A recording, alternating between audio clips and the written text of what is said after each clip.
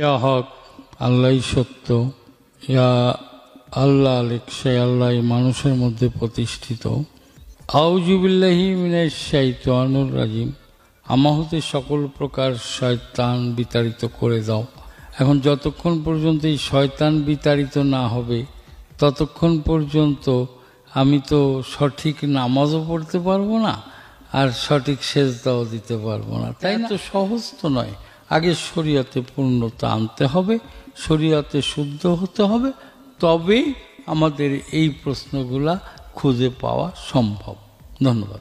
এখন এইখানে সেজদা দুই রকম।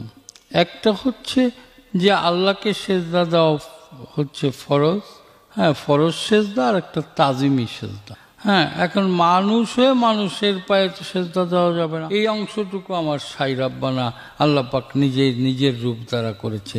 কোরআনে প্রমাণ করেছে খালাকাল আদম সূরাতি, আল্লাহ নিজ রূপ দ্বারা আদমের রূপ তৈরি করেছে। তাহলে এই আল্লাহর রূপটা, আল্লাহকে নিয়ে তো আর একটা মানুষের পায়ে ঠেকানো যাবে না, যাবে কি?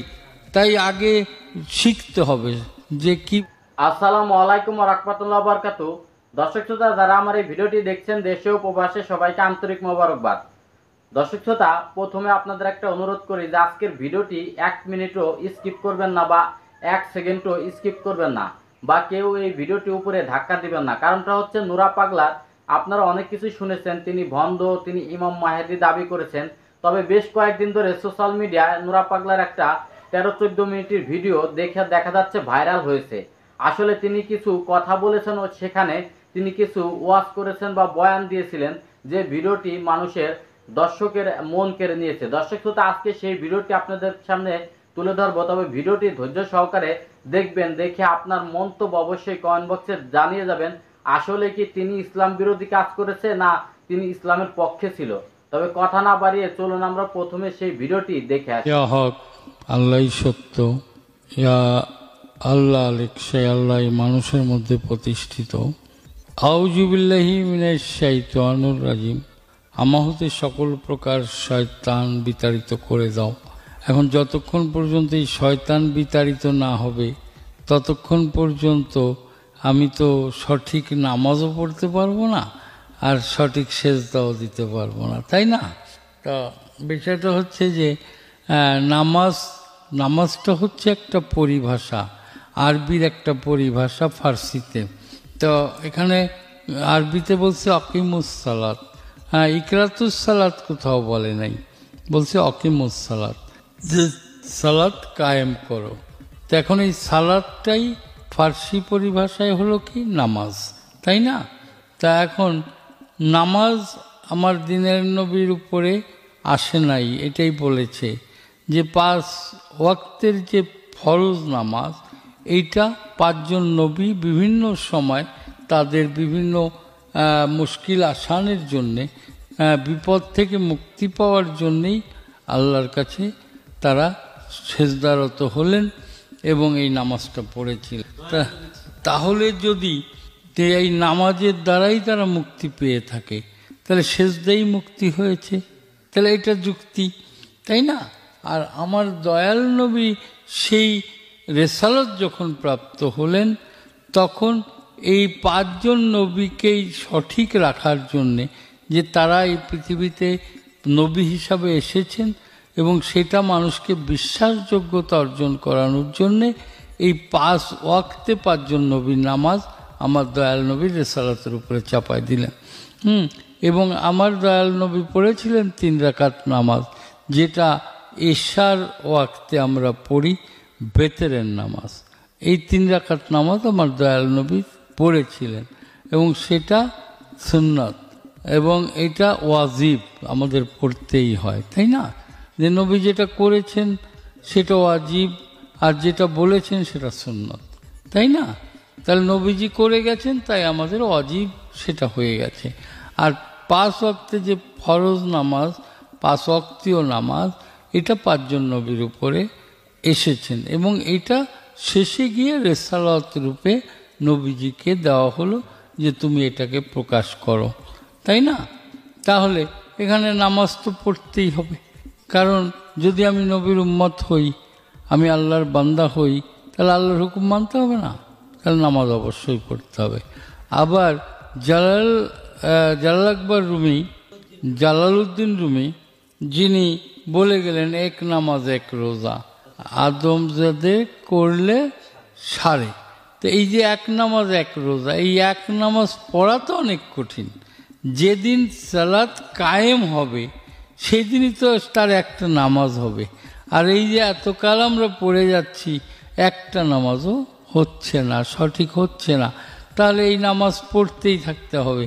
কারণ যদি আমি সালাত কায়েম করতে চাই তাহলে আমার সালাতে রত থাকতে হবে, তাই আমাকে পড়ে যেতে হবে, তাই না? তাহলে সালাত ছাড়া তো সালাত কায়েম হবে না। এখন আমি সালাতে গেলামই না, আর আমি বললাম এক নামাজ পড়বো, তা তো সম্ভব নয়।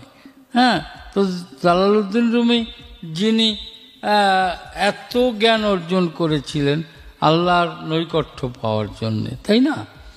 এত জ্ঞান অর্জন করেছিলেন যে তার চেয়ে এত জ্ঞানী আর ছিল না। যে তিনি ছিলেন বিশ্বের মধ্যে শ্রেষ্ঠ মৌলানা, তাই না? তাহলে তিনি ওই কথা কখন বললেন? যখন তিনি আল্লাহকে সন্ধান করতে করতে গিয়ে একজন মুর্শিদের শরণাপন্ন হয়ে গেলেন। হ্যাঁ, এবং তখন সে বলল, যে কালাম পড়তে পারে না, যে কোরআন পড়ে না, তুমি তাকে পড়ো কেন? হ্যাঁ, তাহলে যে কোরআন পড়ে তুমি তাকে পড়ো। এই যে এখান থেকেই জালালউদ্দিন রুমি দেখলেন যে শামস তাবরেজের কথায় কোরআনও পড়েছে, তাই না? তো সেখান থেকে তিনি বিশ্বাস করলেন যে হ্যাঁ, একটাই সেজদা, একটাই নামাজ। হ্যাঁ, তাই বলেছেন। কিন্তু সেখানে পৌঁছানো তো অনেক কঠিন, সেটা আমাদের জন্যে নয়। সেইখানে যদি কেউ পৌঁছাতে পারে তাহলে সে ওই সালাতে রত হয়ে যায়। যেমন একটা ইতিহাস পাওয়া যায় যে অয়েশকুরনির একটা ইতিহাসে পাওয়া যায় যে যিনি একটা রুকু দিয়ে সারা রাত দাঁড়িয়ে থাকতেন, যে এশার নামাজ শেষ করে রুকু দিতেন আর ফজরের ওয়াক্তে রুকু ভঙ্গ করতেন। তাহলে এইটা পেরেছে কে? অয়েশকুরনি। সেটাকে আমি পেরেছি? সেটিকে আমরা পেরেছি? তাহলে সেই কথা বলে লাভ আছে? এবং অয়েশকুরনিকে যখন জিজ্ঞেস করেছে যে আপনি যে সারা রাত রুকুতে থাকলেন, তাহলে আপনি কিভাবে পারলেন? বলল যে দেখো, আমি সারা রাত রুকুতে থেকেও মনে হচ্ছে যে আমার রুকুটা শুদ্ধ হয়নি। যদি এই রাত আর কখনো সকাল না হতো তাহলে মনে হয় আমার রুকুটা শুদ্ধ হতো। তাহলে সেই জায়গায় গিয়ে দণ্ডায়মান হতে হবে। তো ওখানে যদি কেউ দণ্ডায়মান হতে পারে, ওই একটা নামাজ হয়ে যায়। কিন্তু এইটা এখনকার বর্তমানে তরিকতের কিছু লোকজন আছে যারা বলে, আরে নামাজ পড়তে হবে কেন? কোরআনে কোথাও নামাজ পড়ার কথা বলে নাই, বলে না? কিন্তু এইগুলো আমি মনে করি এগুলো আর ঠিক নয়। নামাজ এবং সালাত অবশ্যই আদায় করতে হবে কায়েমের উদ্দেশ্যে। এখন আমরা শুধু আদায় করলাম, আমি সালাত আদায় করলাম আর মানুষের গ্লানি করে বেড়াইলাম, সালাত আদায় করলাম মানুষের ক্ষতি করে বেড়াইলাম, তাহলে তো লাভ নেই। তাহলে তো ওই এক নামাজ হবে না। হবে? কখনোই হবে না। তাই বলছে যে যদি রোজা থাকতে হয় তাহলে সংযত হও, সংযম করো, তোমার আত্মাটাকে রোজা রাখো, খারাপ থেকে দূরে থাকো, তাই না? কিন্তু সেটাকে আমরা পারি? শুধু মুখেই বলে যাচ্ছি, তাহলে সেটা ঠিক নয়। কাজেই আগে শরীয়তে সরা হতে হবে, পূর্ণ হতে হবে। তাই আমি একটা জায়গায় বলেছি, শরীয়তে হও, সরা হও, তবেই যাবে তুমি তরিকত। তরিকতে তরি চড়ে যেতে হবে তোমাকে মারেফত। তো এত সহজ তো নয়। আগে শরীয়তে পূর্ণতা আনতে হবে, শরীয়তে শুদ্ধ হতে হবে, তবেই আমাদের এই প্রশ্নগুলা খুঁজে পাওয়া সম্ভব। ধন্যবাদ। এখন এইখানে সেজদা দুই রকম। একটা হচ্ছে যে আল্লাহকে সেজদা দেওয়া হচ্ছে ফরজ, হ্যাঁ, ফরজ সেজদা, আর একটা তাজিমি সেজদা। হ্যাঁ, এখন মানুষ হয়ে মানুষের পায়ে তো সেজদা দেওয়া যাবে না। আমি বলেছি যে আকারে সেজদা দেওয়া কি শিরক, আর নিরাকারে সেজদা দেওয়া হারাম, আমি বলেছি। হ্যাঁ, তা এখন নিরাকারে সেজদা দেওয়া যাবে না, আবার আকারে সেজদা দিলে শিরক হয়ে যাবে। তাহলে আমি কোথায় সেজদা করব? তা বলছে যে আকার মানে একটা মানুষের রূপ ধরে সেজদা করা যাবে না। একটা মানুষের মধ্যে সেই মানুষটাকে সন্ধান করতে হবে, তাই না? এখন সেই মানুষকে সন্ধান করতে গেলে যদি সেই মানুষের সন্ধান পাওয়া যায় তাহলেই সেজদা দিতে হবে। কিন্তু এখানে আবার বলেছি যে এই মানুষের শরীরে কখনোই কপাল, নাক বা তোমার কোনো অঙ্গই, মুখমণ্ডলের কোনো অংশই লাগবে না। লাগলে সেটা তুমি অপরাধী হয়ে যাবে। কারণ এই অংশটুকু আমার সাই রাব্বানা আল্লাহ পাক নিজের রূপ দ্বারা করেছে। কোরআনে প্রমাণ করেছে খালাকাল আদম সূরাতি, আল্লাহ নিজ রূপ দ্বারা আদমের রূপ তৈরি করেছে। তাহলে এই আল্লাহর রূপটা, আল্লাহকে নিয়ে তো আর একটা মানুষের পায়ে ঠেকানো যাবে না, যাবে কি? তাই আগে শিখতে হবে যে কিভাবে ভক্তি দিতে হবে। সেজদা এবং ভক্তি আলাদা, সেজদা একটা, ভক্তি আর একটা। তাহলে ভক্তি দেওয়া যাবে কিন্তু সেজদা করা যাবে না। তাহলে সেজদা করা যাবে একমাত্র সাইকে, আল্লাহকে। আর তাজিমি সেজদা যেটাকে বলছি ভক্তি, সেটা করা যাবে গুরু বা মুরব্বিয়ানদের, বাবা মাকেও করা যাবে। ঠিক আছে? তো মানুষ আকারে যদি কেউ সেজদা করে সে শিরক গুনাহগার হবে, এটাই সত্য। পায়ে সেজদা দেওয়া নিষেধ। আমি তো বললাম যে এই অংশটুকু, যে মুখমণ্ডল, নাক, কপাল, এই অংশটুকু আল্লাহর যে অংশটা, কারণ ঘাড়ের উপরে অংশটা আল্লাহর নিজ রূপ, তাহলে এই অংশটুকু কখনোই পীর কেন নবীর পায়েও লাগানোর হুকুম ছিল না, তাহলে আমি ওখানে পায়ে কেন লাগাবো? এটার আইন আছে, সেজদা ভক্তির কিছু নিয়ম আছে, আইন আছে। সেই আইনে গেলে শুদ্ধ সেজদা ভক্তি করলে গুনাহ হবে না। এইটা দিচ্ছে তারা বোঝে না তাই। এবং আমি সব জায়গায় বলেছি যে এই অংশটুকু কখনোই কোনো মানুষের শরীরে টাচ করানো যাবে না। এখন বাউল তো শতকরা 90% মিথ্যা কথা বলেই মানুষকে বোঝাতে হয়। বিভিন্ন হাদিস কোরআনের রেফারেন্স টেনে টেনে কিছু গল্প তৈরি করে, তাই না? কাজেই সঠিক জানতে হবে, না জেনে করলে গুনাহ হবে। তবে তাজিমি সেজদা করা যাবে, তাজিমি ভক্তি, নট সেজদা। এখানে ভক্তি, ভক্তি মানে আমার সম্মান প্রদর্শন, আমি একজনকে সম্মান দেখালাম, সেটা সেজদা নয়। এই নিয়ম কারণগুলো তো এইভাবে নেটে আমাকে যদি বলা হয় যে নিয়মগুলো সব বলে দেন, আমি কি এখানে ক্লাস করে না, ওখানে তো আল্লাহ নিজেই বলছে যে সেজদা করো, সেজদা করো। এবং এখানে আল্লাহ নিজে যখন আপন সত্তা আদমের মধ্যে তখন তো আদম ইনসান হলো, তাই না? আর তখনই সেজদা করত, তার আগে তো বলেনি। এখন গন্ধম খাইলো জীবাত্মা, এখানে মানব দেহের 4টে জীব, একটা তো পরমটাই আল্লাহর।